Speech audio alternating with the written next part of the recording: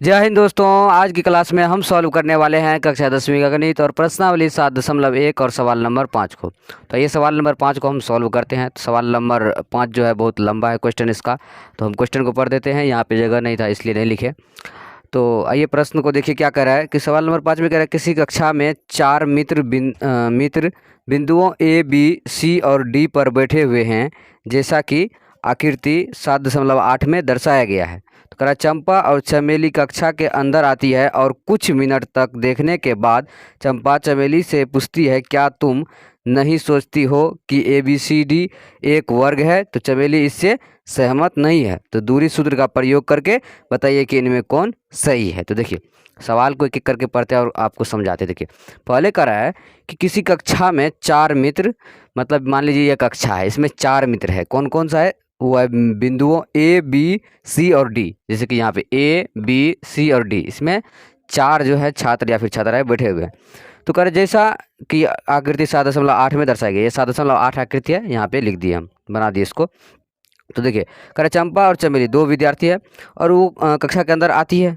उसके बाद कुछ मिनट तक देखने के बाद चंपा चमेली से कहती है, चंपा जो है चमेली से कहती है, क्या कहती है वो देखिए कि क्या तुम नहीं सोचती हो कि ए बी सी डी एक वर्ग है? मतलब चंपा जो है चमेली से कहती है कि क्या तुम नहीं सोचती हो कि ए बी सी डी ये एक वर्ग है?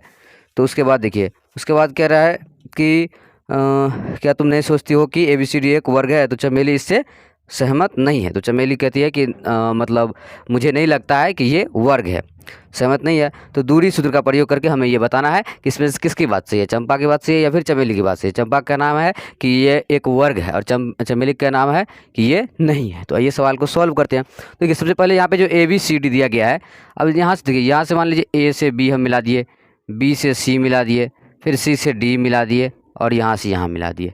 तो क्या लगता है आपको ये एक वर्ग नहीं है? हाँ, थोड़ा सा टेढ़ा हो गया क्योंकि ये देखिए बोर्ड है तो इसमें थोड़ा सा टेढ़ा हो जाता है।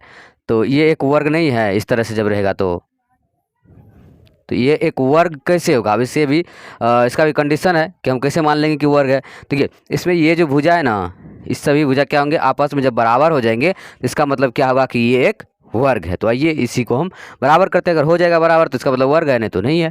तो आइए सबसे पहले हम यहाँ पे लिखते हैं सवाल में हल, और लिखेंगे कि माना कि, क्या लिखेंगे, माना कि बिंदु ए बी सी डी दिया गया। तो बिंदु ए देखिए इसमें एक ग्राफ की तरह, जैसे कि ग्राफ जब पढ़े होंगे तो ऐसे रहता है ना ग्राफ। तो ये किस चीज़ का मान? तो ये एक्स का और ये वाई का होता है। तो पहले एक्स का मान लिखेंगे उसके वाई का। तो ए का रहा है तो ए का हम देखिए यहाँ पे ये हुआ एक्स वाला और ये हुआ वाई वाला। तो ए में क्या दिया गया यहाँ पे 3 और यहाँ पे दिया गया 4। तो क्या हो जाएगा 3,4। तो ए का मान हमें आ गया 3,4। उसके बाद देखिए बी का, तो बी में क्या है, बी यहाँ पे है। तो ये सीधे आ जाइए यहाँ पे एक्स वाले में 6 और इधर आ जाइए वाई वाले में 7। तो कितना आ जाएगा 6,7। उसके बाद आ जाइए सी में, तो सी कहाँ है? तो सी ये है। तो सी में एक्स का मान है 9 और वाई का मान है यहाँ पे देखिए 4। तो कितना आ जाएगा 9,4। उसके बाद आ जाइए लास्ट डी में। तो डी कितना है? देखिए यहाँ पे डी है, यहाँ पे एक्स का 6 और वाई का 1। तो कितना आ जाएगा 6,1। अब देखिए हाँ, बिंदु ए बी सी डी हमें सब का मान पता चल गया है। अब इसे हमें क्या करना है कि बराबर करना है। अगर चारों बराबर हो जाएंगे तो इसका मतलब ये वर्ग है। तो चलिए सबसे पहले हम क्या करते हैं, ए बी निकालते हैं, ए बी और बी सी। तो लिखेंगे ए बी बराबर, तो कौन सा सूत्र लगा रहे हैं जो कह रहा है सवाल में, दूरी सूत्र। तो दूरी सूत्र क्या होता है वो ध्यान से देखिए। दूरी सूत्र होता है x1 माइनस x2 का whole square plus y1 minus y2 का होल स्क्वायर, ये होता है। तो ए और बी का, तो ए और बी हम इसमें चल रहे हैं। तो ये होगा क्या x1, ये हो जाएगा x2, ये हो जाएगा y1, ये हो जाएगा y2। तो ये x1 कह रहा है तो x1 कितना है 3, तो लिखते हैं 3 माइनस x2 कितना है 6, तो लिखते हैं 6 का whole square plus y1 minus y1 कितना है 4 माइनस y2 कितना है 7, तो लिख देते हैं 7। आइए अब देखिए 3 में से 6 जाएगा कितना बचेगा, माइनस का 3 स्क्वायर प्लस 4 में से 7 गया तो माइनस का 3 स्क्वायर।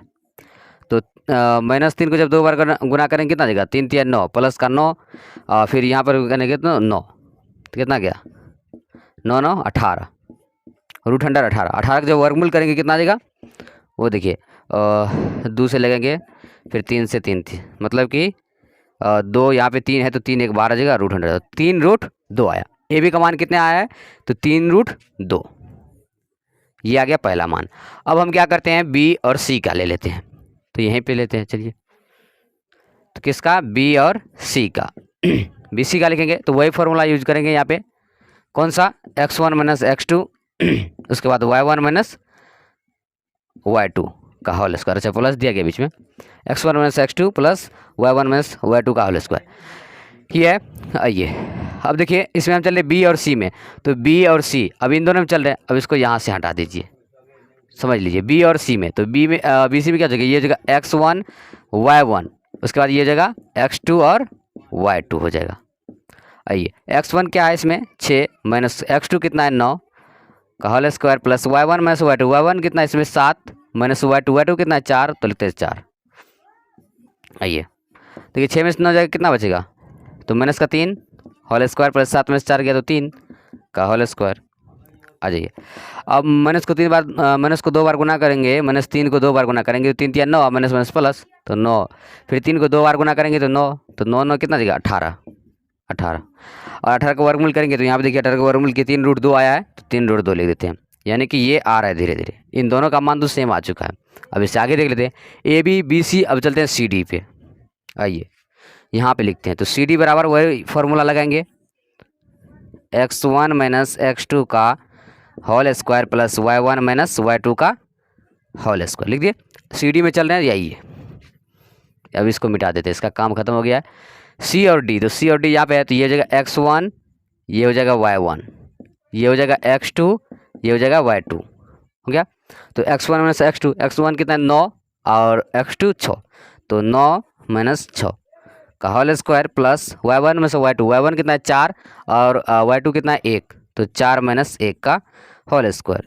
अब आ जाइए, तो 9 में से 6 जगह कितना बचेगा 3, 3 का स्क्वायर प्लस 4 में से गया तो 3, 3 का स्क्वायर, तो कितना आ जाएगा 3 तिया 9 प्लस 3 तिया 9, 9 9 18, 18 का वर्गमूल करेंगे तो वही आएगा 3√2, यानी कि ये भी तीसरा भी हो गया। अब एक और ले लेते हैं ना, यहाँ पे एक और ले लेते हैं, क्या लेते हैं अब कि A B B C C D, अब ए और डी। हाँ आइए, ए और डी में चलते हैं। अब 3 हो गया, एक और हम बोले चारों भुजा बराबर होना चाहिए, तो आइए अब ए डी में लिखते हैं, तो ए डी बराबर लिखते हैं x1 माइनस x2 का whole square plus y1 minus y2 का होल स्क्वायर। देखिए सभी में सूत्र लिखना जरूरी नहीं है, लेकिन फिर भी लिख देते हैं ताकि समझ में जल्दी आ जाए।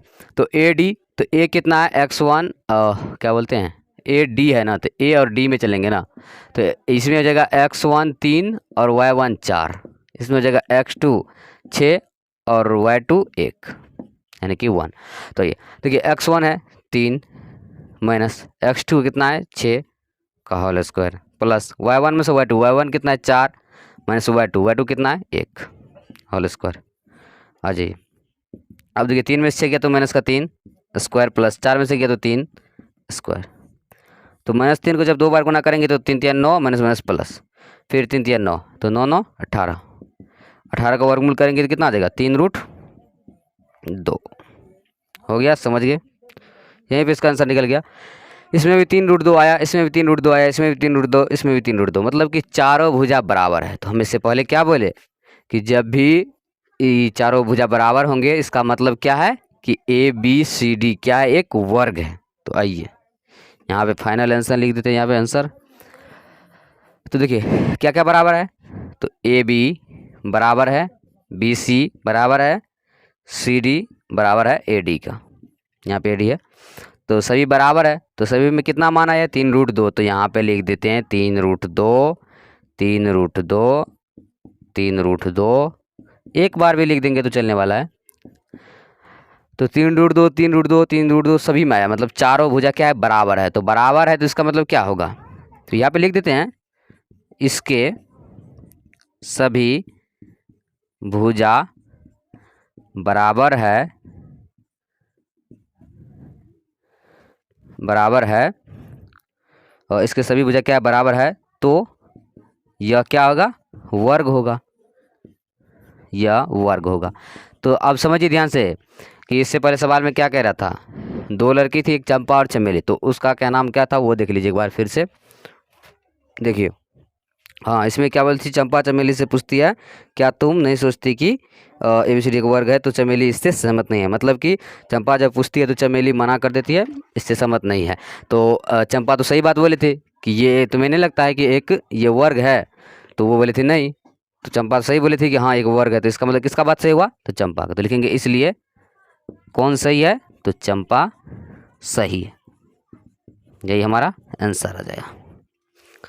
देख लिए। तो देखिए सवाल जो है ना, प्रश्न जो है कितना भी लंबा दिया हो, सवाल समझ में आ जाना चाहिए आपको। बहुत ही आसान सवाल है। तो हम क्या किए, प्रश्नावली 7.1 का सवाल नंबर 5 को सॉल्व कर दिया। और आज के लिए बस इतना ही। अब अगले दिन अगले क्लास साथ मिलेंगे, तब तक के लिए जय हिंद, वंदे मातरम।